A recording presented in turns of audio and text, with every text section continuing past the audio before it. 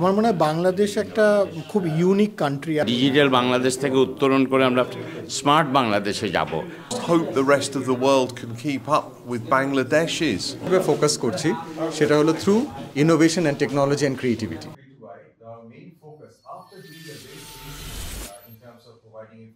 প্রতিযোগিতামূলক বিশ্বে তথ্য প্রযুক্তির উন্নয়ন ছাড়া কোনো দেশের ভাগ্য পরিবর্তন করা সম্ভব নয়। বাংলাদেশ সরকারের মন্ত্রী পরিষদ ও আইসিটি মন্ত্রণালয়ের A2I এর কৌশলগত যোগাযোগ উপদেষ্টা আশফাক জামান গতকাল শুক্রবার সন্ধ্যায় লন্ডন বাংলা প্রেস ক্লাব মিলনায়তনে বঙ্গবন্ধু লেখক ও সাংবাদিক ফোরাম UK আয়োজিত বঙ্গবন্ধুর স্বপ্নের সোনার বাংলা ডিজিটাল থেকে স্মার্ট বাংলাদেশ অগ্রযাত্রায় করণীয় শীর্ষক সেমিনারে মূল বক্তা হিসেবে এ বক্তব্য দেন। আশফাক জামান বলেন, জাতির জনকের স্বপ্নের সোনার বাংলা গড়তে তারই সুযোগ্য উত্তরসূরি প্রধানমন্ত্রী শেখ হাসিনা বাংলাদেশকে ডিজিটাল থেকে স্মার্ট বাংলাদেশে রূপান্তরে কাজ করছেন। বাংলাদেশ এখন তথ্য প্রযুক্তিতে অনেক এগিয়ে গেছে।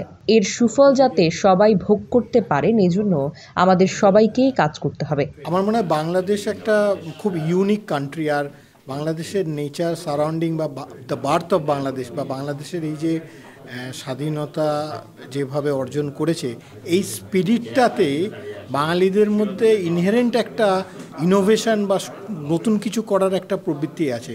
তো তাদের যদি ঠিকমতো আমরা প্রযুক্তির তালিম বা বিভিন্ন এই যে এডুকেশনাল ইনস্টিটিউশনগুলো আমরা এনগেজ করতে পারি, A2I যেটা ওরা করছে, আমার মনে হয় এতে কিন্তু আর্টিফিশিয়াল ইন্টেলিজেন্সের অনেক অবকাশ হবে এটাকে এগিয়ে নিয়ে যেতে।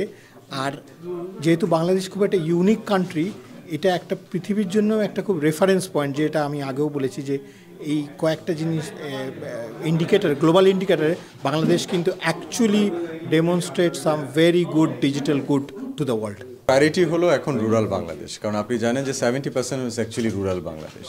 এবং রুরাল বাংলাদেশকে যদি আমরা আসলে এই স্মার্ট বাংলাদেশ আমরা করতে পারবো না যদি রুরাল বাংলাদেশ হয়ে স্মার্ট মুভমেন্টে আমাদের না আসে।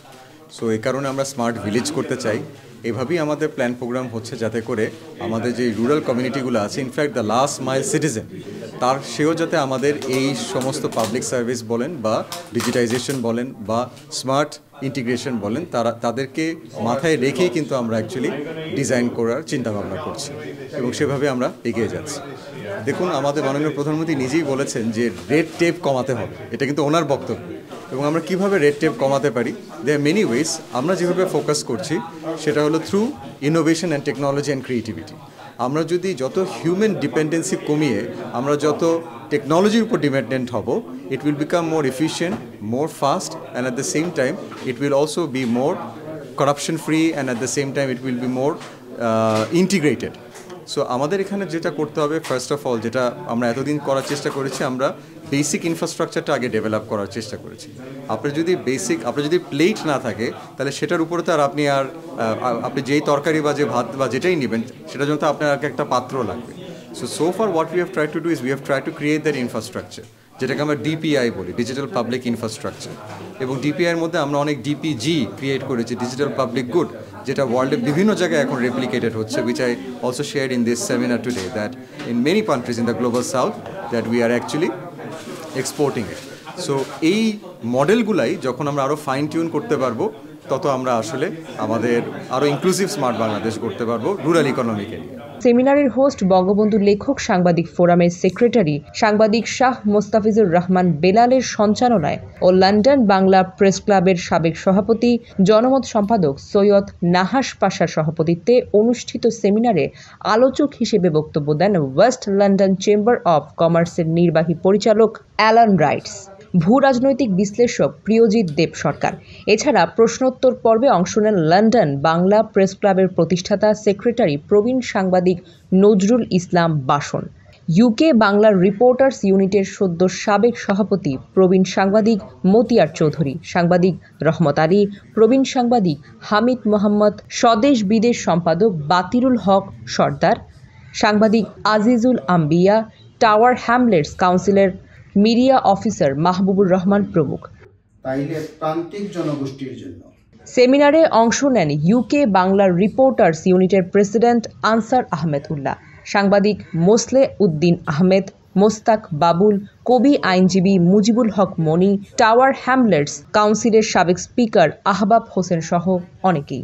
আজকের যে অনুষ্ঠানটা বা সেমিনারটা হলো, এটা বাংলাদেশের পজিটিভ ইমেজ তুলে ধরা হয়েছে এবং যে স্মার্ট বাংলাদেশের কথা বলা হয়েছে, ডিজিটাল বাংলাদেশ থেকে উত্তরণ করে আমরা স্মার্ট বাংলাদেশে যাব।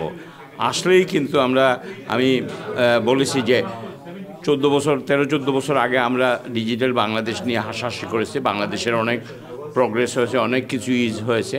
Maybe in 10 years time smart Bangladesh will B A reality এবং আমরা তখন যারা ব্রিটিশ বাংলাদেশি বা বাংলাদেশি বংশোদ্ভূত যারা আছেন, তারা বাংলাদেশকে নিয়ে তারা নিশ্চয়ই গৌরবান্বিত মনে করবেন তাদেরকে। Global warming is a global issue, and developing countries have got the opportunity to miss out going through a smoky industrial revolution and can move straight into a smart, high-tech country, a clean country where they grow their own crops, have their own technology, and live a greener, more sustainable life.